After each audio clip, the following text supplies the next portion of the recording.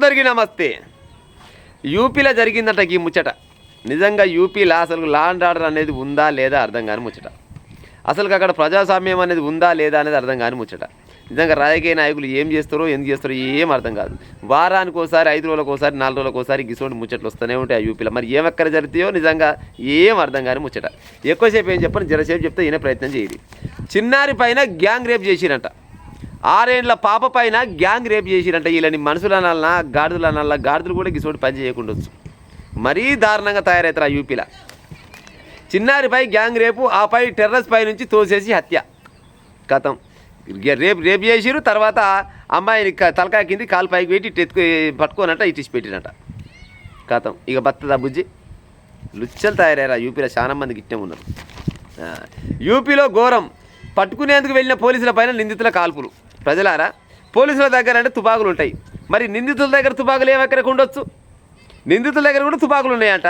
చూడు మరి అక్కడ ఎంత ఏ ప్రకారంగా లా అండ్ ఆర్డర్ పనిచేస్తుంది, అక్కడ ప్రభుత్వాలు ఎంత మంచిగా పనిచేస్తున్నాయి అనేది మీకే అర్థమవుతుంది.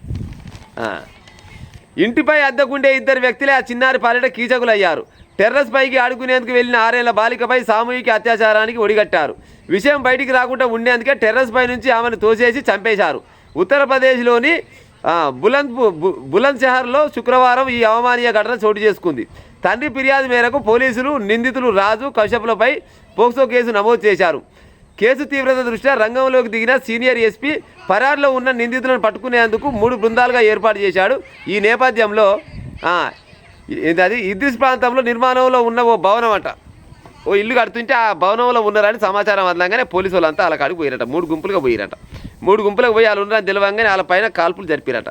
కాల్పులు జరిపితే వాళ్ళు ఎదురు కాల్పులు వాళ్ళు జరిపారట. చూడరు కథ. పోలీసు వాళ్ళు పర్సనల్ పడ్డారు. మేమంటే పోలీసు వాళ్ళు మా దగ్గర తుపాకులు ఉంటే మేము కాల్పులు చేస్తాం. మరి వాళ్ళ దగ్గర తుపాకులు ఎక్కడ అంటే వాళ్ళు ఎంత పెద్ద లంగ దొంగ బాడు కావాలో చూడరు కథ.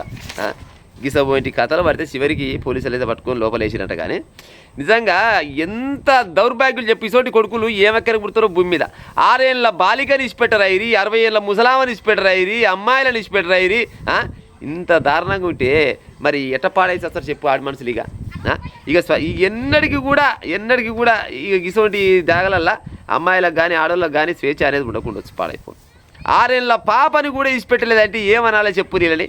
సోంటి కొడుకులని పట్ట పగలు మిట్ట మధ్యాహ్నం జనాలంతా చూస్తుంటే పిచ్చి కుక్కలను కాల్చాడు. కాల్చి అది వీడియో టెలికాస్ట్ చేసి ఇప్పుడు సీరియల్ వస్తుంటాయి కదా ఇళ్ళల్లో, అన్ని రాష్ట్రాలల్లో అన్ని లాంగ్వేజ్లలో సీరియల్ వస్తాయి. ఆడ ఇప్పుడు అడ్వర్టైజ్ కోసం సంతూర్ సబ్బో, లెక్స్ సబ్బో, లేకపోతే అదో ఇదో వస్తుంది కదా. అవి 4 రోజులు పక్కకు పెట్టించి వీళ్ళని వీళ్ళని చంపే సీన్లు ఉంటాయి కదా, అవిటి ముందుగా స్క్రోలింగ్ చేయాలి. చిన్నపిల్లలు, ముసలోళ్ళు, హార్ట్ పేషెంట్లు దయచేసి జుడకూరు అని చెప్పి ఇసోటి వీడియోని రిలీజ్ చేస్తుంటే ఇవ్వడానికి గిసోటి పని చేయాలంటే ఇంకో గిది పడాలి కొడుకులకు. అంటే మనల్ని కూడా గిదే పని చేస్తారని. 6 ఏళ్ల పాపని కూడా విడిచిపెట్టలేదంటే వీళ్ళని ఏ చెప్పుతో కొట్టాలని చెప్పురు ప్రజలారా. అక్కడ ఉన్న చట్టాలు కానీ అక్కడ ఉన్న ప్రభుత్వాలు కానీ మరి ఏం చేస్తున్నట్టు? గింత అన్యాయంగా చిన్న పిల్లల్ని పాపం ఎంత తలలిందో బిడ్డ. 6 ఏళ్ల పాప అంటే మాటలు కూడా సరిగా రావు. ఆడుకుంటందుకు పోయిన పాపని ఆమె పైన గ్యాంగ్ రేప్ చేసిరంటే ఏమనాలా చెప్పురి. ఈ యూపీలో నిజంగా వాళ్ళకి ఏమైనా సిగ్గుచరం అనిపించాలి. ఈ టైం కాలం వాళ్ళని కాల్ చేసి రేపు పొద్దుగల పేపర్కి రావాలి వాస్తవానికి, లేదా ఇప్పుడు ఈ టైం కాలే రావాలి. ఇంత దారుణంగా ఇంత ఘోరంగా ఈ భారతదేశంలో ఉన్నట్టు కానీ ఎక్కడ లేనట్టు పాడైపోను. భారతదేశం ఈ యూపీలోనే పాడైంది ఎక్కువ. మరి యూపీలో ఉన్న ముఖ్యమంత్రి ఏం చేస్తుండ్రు, పోలీసులు ఏం చేస్తారు ఏం అర్థం కాని ముచ్చట. కానీ చిన్న పాపనంట మమ్మగానే ఓ యూపీ పోలీసు వాళ్ళు ఈ కొడుకులని పిట్టలు కాల్చినట్టు కాల్ చేసి వీడియో తీసి సోషల్ మీడియాలో పెట్టే ఉపాయం చేయరు. ఏం నష్టం లేదు ఇలా గిసోటి పని చేస్తే.